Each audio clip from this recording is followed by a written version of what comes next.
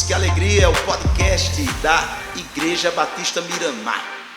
Nós estamos no mês de outubro e é um mês que comemora-se a Reforma Protestante. 504 anos da Reforma Protestante, esse marco, esse acontecimento histórico e da mais fundamental importância para a Igreja cristã. E está conosco, nos dando a alegria, o nosso querido professor Egivanildo. Egivanildo, você é muito bem-vindo. Muito obrigado, pastor Gé. Sempre uma alegria poder participar com vocês de alguma coisa, especialmente desse podcast com esse tema tão palpitante, tão enriquecedor. E olha aí, nosso querido Egivanildo é o nosso convidado e a gente vai ter uma conversa, vamos falar sobre reforma protestante. Vamos. Não é? E eu já queria, Egivanildo, te perguntar, de fato, o que foi a reforma protestante? O que foi a reforma protestante? Para entendermos o que de fato foi a reforma protestante, precisamos voltar à origem da igreja, pois é um evento que se dá na igreja e é um evento religioso. E a igreja de Cristo, ela foi fundada em Jerusalém. Ela foi projetada na eternidade, pois Deus disse... Paulo registra em Efésios capítulo 1, versículo 3, que ele nos elegeu nele antes da fundação do mundo. Jesus, quando estava entre nós, disse a Pedro que iria edificar a sua igreja. E quando ele ressuscita, ele sopra sobre os discípulos para que recebam o seu espírito, fazendo aquilo que Deus fez no jardim do Éden, soprou sobre o homem de barro para que ele recebesse vida. Agora não seria mais Cristo com eles, mas Cristo neles. E Jesus ordenou que eles aguardassem em Jerusalém, depois da sua ascensão, que a igreja seria inaugurada. E de fato aconteceu, o Espírito Santo desceu em Jerusalém, continente asiático, e ali a igreja foi inaugurada. Pedro disse ali, eram os últimos dias que estava acontecendo, uma profecia de Joel, e a igreja foi se expandindo de Jerusalém, conforme Jesus disse, começa em Jerusalém, Judeia, Samaria, até os confins da terra. Essa igreja se espalhou pelos 4 cantos, estabeleceu uma base em Alexandria, outra em Antioquia da Síria, outra em Roma, bem depois, e essa igreja foi crescendo, porém, ela estava sempre debaixo da oposição, ela não foi reconhecida por nenhum governo, nem em Jerusalém, pelos judeus, nem pelos romanos, que era o império que dominava na época. Por volta do 4º século, o imperador Constantino, na época um general, ele estava lutando pelo poder de Roma com o general Maxêncio. E ele recebeu baixas de Maxêncio e ficou perturbado. A sua mãe Helena estava sempre falando do seu Cristo, da sua religião, que era uma religião clandestina naqueles dias, que não tinha o apoio dos romanos, porque pregava o monoteísmo, a crença em um único Deus, e os romanos eram politeístas. E havia um agravo entre eles, porque a prática cristã tem a Santa Ceia, que é chamada de comunhão, e Eucaristia, também outro nome da Santa Ceia. Eles foram acusados de antropofagitas, os cristãos, pelos romanos, de comedores da carne do seu Deus. Antropos, homens, e fagos, comedores, né? E teofagitas, que é comedores da carne de Deus, por conta da Santa Ceia, que diz, esse é o meu corpo, este é o meu sangue, o pão e o vinho. E Helena desenhava para o seu filho o símbolo do Quirô. O Quirô são as 2 primeiras letras que formam o nome Cristo em grego. Tem o formato de um X e o formato de um P. É o Qui e o Rô. Muito comum hoje nas vestes dos sacerdotes anglicanos, do Papa, o Quirô. E ela deixava aquele símbolo. Diz que no acampamento, depois de uma baixa que Constantino recebeu de Maxêncio, que isso tem a ver com reforma protestante, né? Buscando as origens para compreender o que de fato é a reforma. E isso você já está no século IV, né? Século IV, que eu estou dando um avanço aqui, questão de tempo.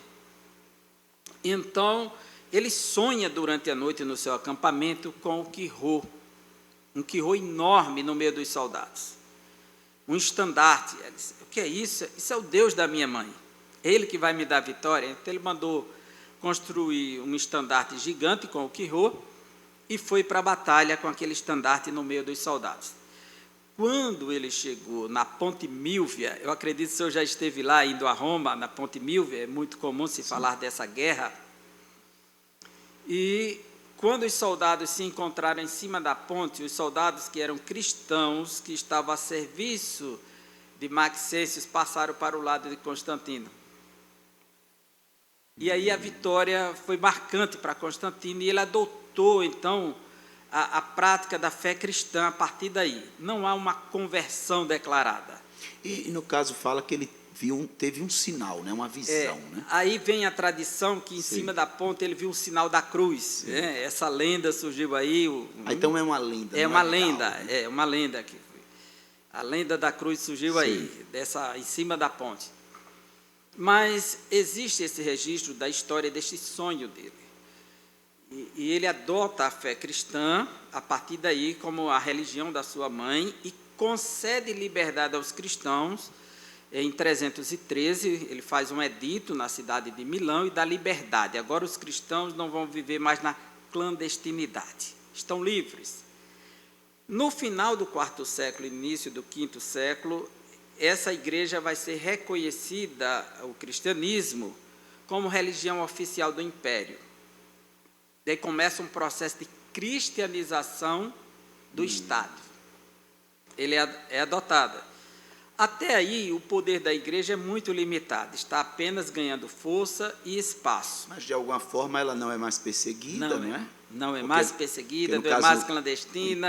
Com o imperador Nero, Isso. Domiciano, que é ali onde se dá a morte da maioria dos apóstolos. Na né? maioria dos apóstolos, muitos cristãos, as catacumbas de Roma, dos mártires, é testemunha disso. Alguém até já disse assim, que a porta de entrada da igreja até o IV século, dentro daquela perseguição toda, era a conversão mesmo.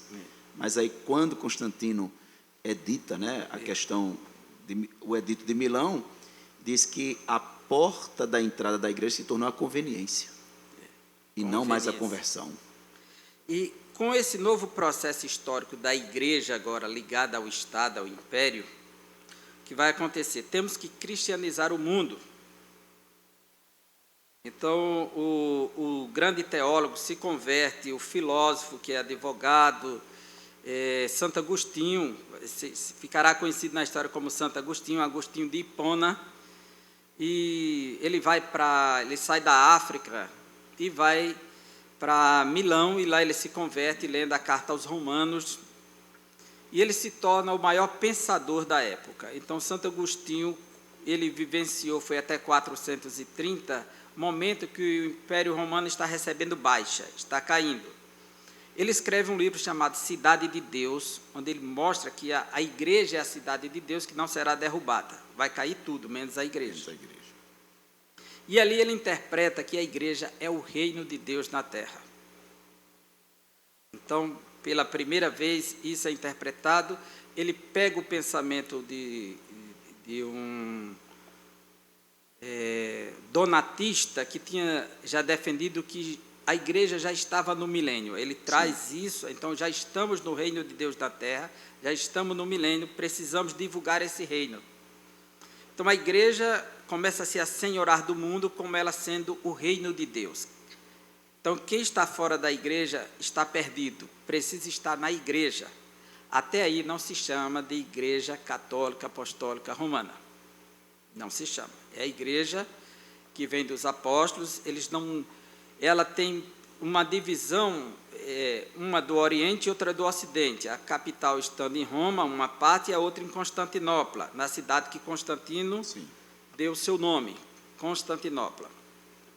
Essa igreja vai avançando e eles conquistam os povos e obrigam a aceitar a fé cristã. Então, não havia uma pregação voluntária, havia uma cristianização. Era meio que por meio da guerra? Era? É por meio da guerra, a espada e a cruz. Sim. Por isso que as pessoas têm um provérbio que diz, entre a espada e a cruz, né? Entendi. E com essa imposição da fé religiosa, a cristianização, eles questionavam quem é que falta ser batizado, que tinha que batizar para participar da igreja. É só os paganos. Paganos em latim são os aldeões, os povos das aldeias, alguns bárbaros. Sim. Daí que você vai perceber que a maioria das pessoas ligadas à feitiçaria, bruxaria, sempre tem uma casa dentro da floresta. Porque eles viviam uma religião pagã ligada à natureza. Sim. Está sempre ligada às ervas. Daí que a palavra farmácia, no grego, é farmaqueia, que é a palavra que traduz bruxaria no Novo Testamento. Sim. Farmacos é o bruxo. Quem vai à farmácia vai comprar ervas, né, misturadas. E quando isso acontece, a igreja tem que batizar todo mundo, para que salvar o mundo. Quem estiver fora da igreja está fora da salvação. Com o desenrolar da história, a igreja do Oriente não concorda com a igreja do Ocidente. Eles vão sempre debatendo algumas ideias que vão surgindo. Polêmicas internas dentro da igreja, que são os polemistas que vão tentar resolver. Cristo era Deus ou não? Tem a questão de Ário, né? O arianismo, o bispo Ário vai questionar que Cristo foi criado, ele não é Deus. Foi o primeiro a ser criado, né? E Atanásio é que combate isso aí. Exatamente. Então, os apologistas vão confrontar.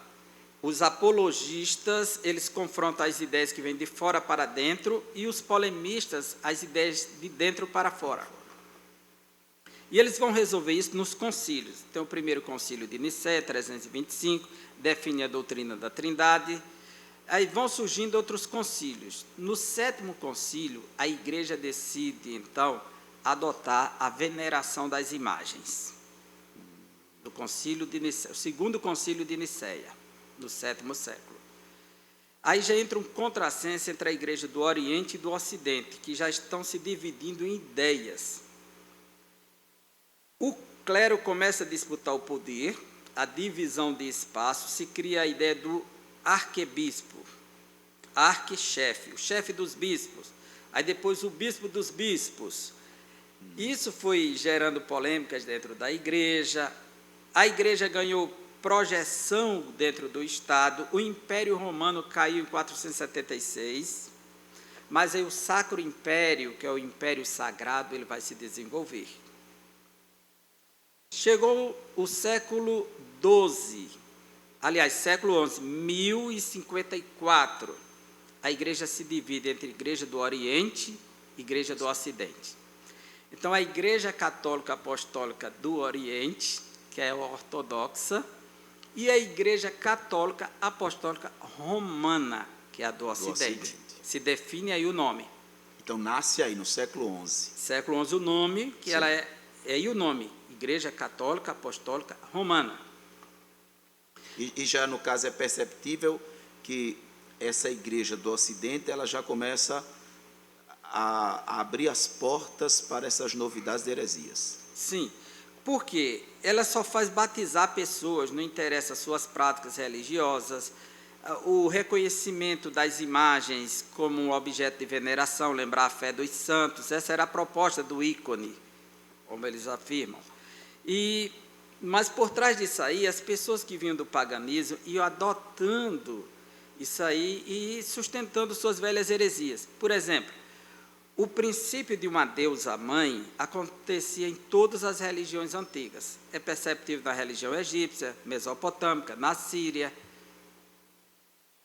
Então, no concílio de Éfeso, Maria foi reconhecida como Theotokos, a portadora de Deus, ou a geradora de Deus, ou a mãe de Deus. Porque Jesus era Deus de natureza, isso. Só que Maria, ela era mãe de Jesus, o homem, não de Jesus, o Deus. Porque Deus diz que antes dele ninguém se formou, depois dele ninguém haverá. Ele é único, absoluto. Como um ser humano poderia ser geradora de Deus? É impossível, né? Aí, no concílio de Éfeso, foi aprovado Theotokos, a mãe de Deus, a geradora de Deus. Então, isso vai gerar conflitos na cabeça do povo. Então, agora definindo as duas igrejas no século XI, a gente vai chegar aí no século XII, o período, vem um conflito com os árabes, o Islã surge no século XVII, conflitos também para a igreja definir a fé monoteísta trinitária, porque o Islã surge com o seu Alcorão, tentando refutar a doutrina da Trindade.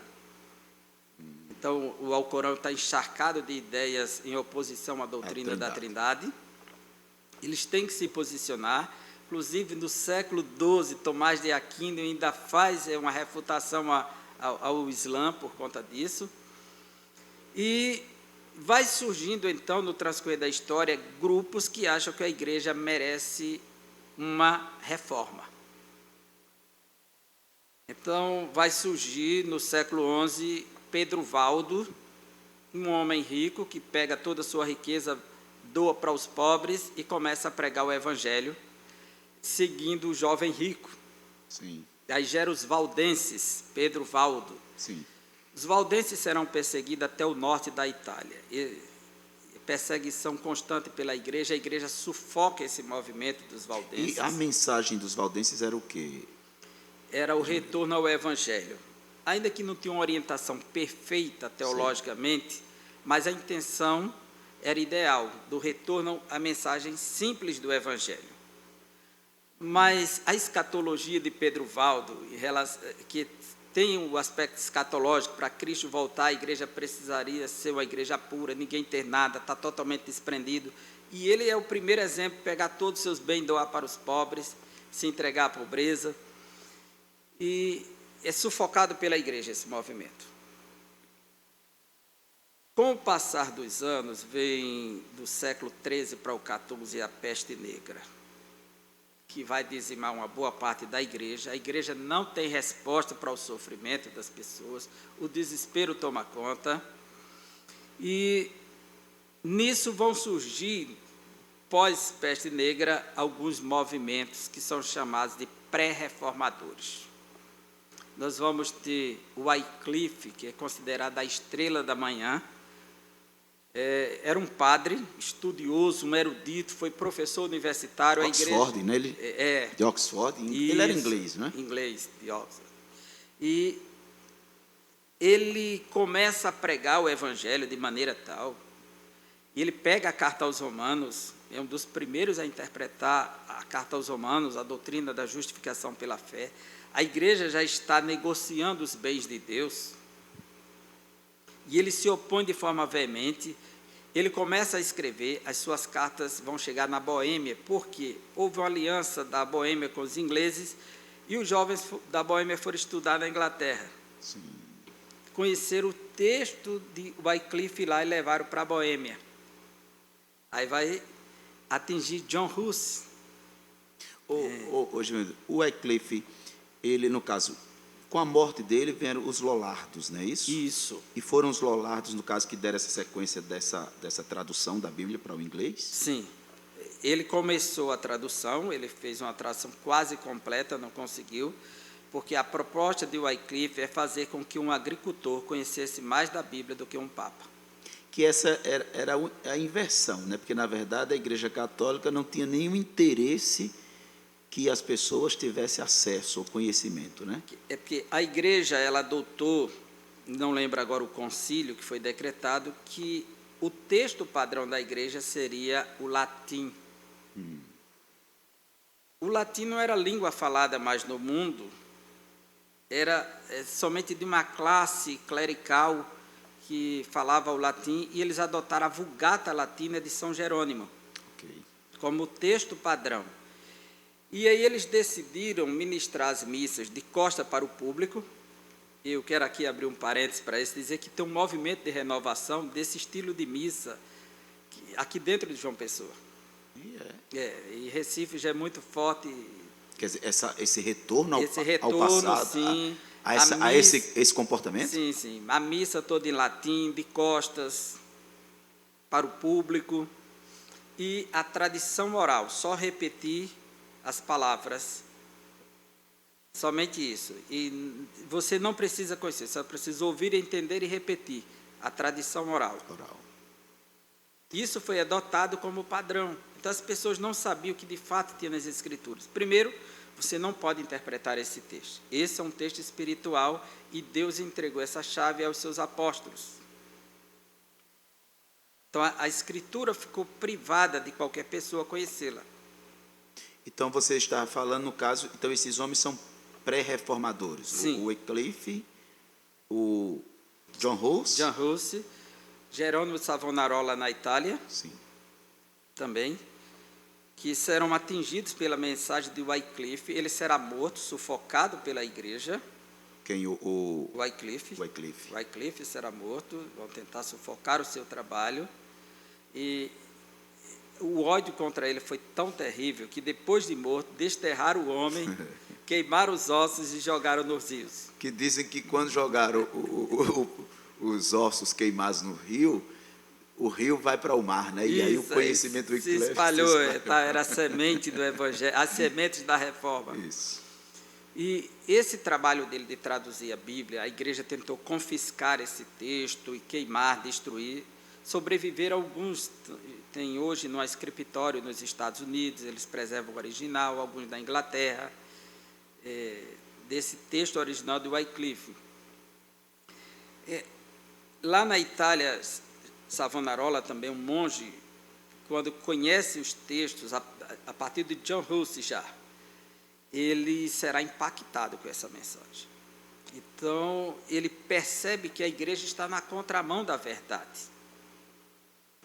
Aí, quando ele começou a pregar, acharam que ele era muito agressivo. Ele disse: olha, eu prefiro ofendê-los com a verdade do que matá-los com a mentira. E ele era um pregador muito ousado, né? Pregador ousado. Diz que em Florença, né? Isso. Em Florença, e diz que ele, assim, as multidões eram atraídas com a autoridade e a ousadia da pregação de Savonarola. Né?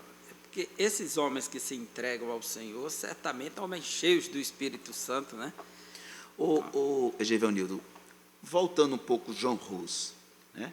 Tem também aquela questão, John Hus foi martirizado, né? Dentro da fogueira. Dentro da fogueira. E aquela profecia dele, a né? profecia que se liga a Lutero, né?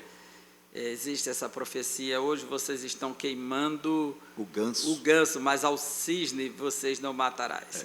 Então, é um eco profético aí. Mas todos esses movimentos foram sufocados. O mundo não estava totalmente preparado para acontecer uma reforma, pois a reforma que vai acontecer, ela não se limita a uma instituição religiosa. A reforma é um evento que vai mexer com o Ocidente. Depois da roda da ressurreição de Cristo, é o terceiro maior evento da humanidade. A Reforma Protestante. A Reforma Protestante. Alterou o curso do Ocidente totalmente. Impressionante como é importante esse podcast, Givanildo, porque você está falando de um assunto, né, tão importante para o cristianismo, né, que, na verdade, veio como uma resposta de Deus para salvar, né, porque a igreja estava se afundando no erro, na heresia, no engano, e você vê como Deus intervém com mão forte, porque a gente está olhando que esses homens deram a vida, tiveram ousadia e coragem de enfrentar um império. Um império. E você vê que, de fato, Deus preparou, né, toda essa parte histórica que você está falando. Veja como há uma preparação, de fato, para essa resposta de Deus. E o que mais preocupa é isso, é que, em pleno século XXI, você percebe que a grande maioria dos cristãos não conhece essa história. Não conhece essa história. E a gente ainda está dentro dessa primeira pergunta: o que é a reforma? O que é a reforma? Para que você compreenda isso de forma clara, esses acontecimentos, eles são importantes, que está dentro de um contexto. Existe uma pergunta muito comum: quem era a igreja de Jesus Cristo antes de Lutero? Então, essa é uma pergunta feita aí sempre, né? Quem era a igreja de Jesus Cristo, para alguém dizer que a igreja certa é a igreja protestante? Isso. Então, nesse podcast, queremos esclarecer isso aqui. Qual a nossa resposta em relação a isso? Nós, cristãos protestantes, entendemos que a igreja de Cristo nunca foi uma instituição, nunca foi uma religião no sentido de uma instituição organizada, não é esse o sentido. É um corpo vivo feito de fiéis, que sempre esteve na terra. Ela estava em Jerusalém, ia para o templo de Salomão, ia para as casas, estava dentro das casas dos familiares de Roma, Antioquia da Síria, Chipre, no Egito, todos os lugares. Ou seja, pessoas que creem em Cristo, né, que creem no sacrifício de Cristo, na ressurreição de Cristo, na assunção de Cristo, na volta de Cristo, e de alguma forma também que segue e acredita na doutrina dos apóstolos. Na doutrina dos apóstolos. Não é o fato de ter uma instituição que diz que a instituição é a igreja. A igreja é feita de gente. Jesus disse que é construir uma igreja que as portas do inferno não prevalecem contra ela. E essa igreja é um templo feito de gente, não um templo feito de pedras. O templo feito de pedras é o local onde nos congregamos, compartilhamos da comunhão, desfrutamos de harmonia, mas a igreja em si é o povo. Deus salva o povo. O templo pode cair, pode ruir, pode perder, alguém pode tomar. O templo comum, físico, o templo que Deus conta, que ainda que alguém venha atingir um cristão, assassinar, mas ele não morre, porque ele tem a garantia da ressurreição em Cristo. O que aconteceu agora nessa pandemia? Você vê quando os templos foram fechados, Sim. Né? A proibição de cultos presenciais, e aí, E a isso igreja foi um teste importante para todos nós, né? Porque de alguma forma a igreja experimentou o que é ser igreja de fato, porque tem aquela mentalidade, né? Vou para a igreja, é como se somente no templo você lesse a Bíblia, você ouvisse a palavra, é como se Deus só falasse no templo físico, que eu digo templo de pedra, né? E você vê que agora com essa proibição, mas o povo de fato entendeu o que é ser igreja em qualquer lugar. Né? Em qualquer lugar, porque a igreja é feita de gente. Então a igreja de Cristo, onde é que ela estava? Jesus disse que um homem contou uma parábola, semeou o trigo no seu campo. Ele semeou o trigo no seu campo. E veio o maligno e semeou o joio. E Jesus interpretou, ele disse, olha, o trigo são os filhos do reino, o campo é o mundo. A igreja estava onde? No mundo. No mundo. A igreja estava no mundo, como está no mundo, mas não é do mundo. Pois Jesus disse, vocês estão no mundo, mas do mundo não são. Isso. Então, a igreja sempre esteve dentro de qualquer lugar, tinha instituição, mas a igreja dele é o povo que crê nele, que obedece a ele em qualquer lugar do mundo, que esteja submisso à sua palavra, à sua verdade. Então, quando vai acontecendo, chega o século XIV, os turcos vão tomar Constantinopla, o fim da Idade Média. Esse é um período que ficou conhecido pela humanidade como Renascença. É o período do renascimento do homem. Que com a tomada de Constantinopla, muitos mosteiros onde se produziam os textos gregos, que tinham lá, partiram para a Itália com ele, levaram para a Europa os manuscritos de Aristóteles, dos pensadores, os clássicos. Então, começou uma busca pelo texto clássico. Então, o movimento renascentista é um movimento de retorno à cultura clássica. Nesse mesmo momento,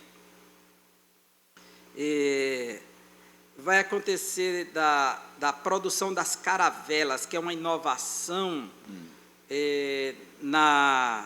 no trabalho marítimo, né? As caravelas.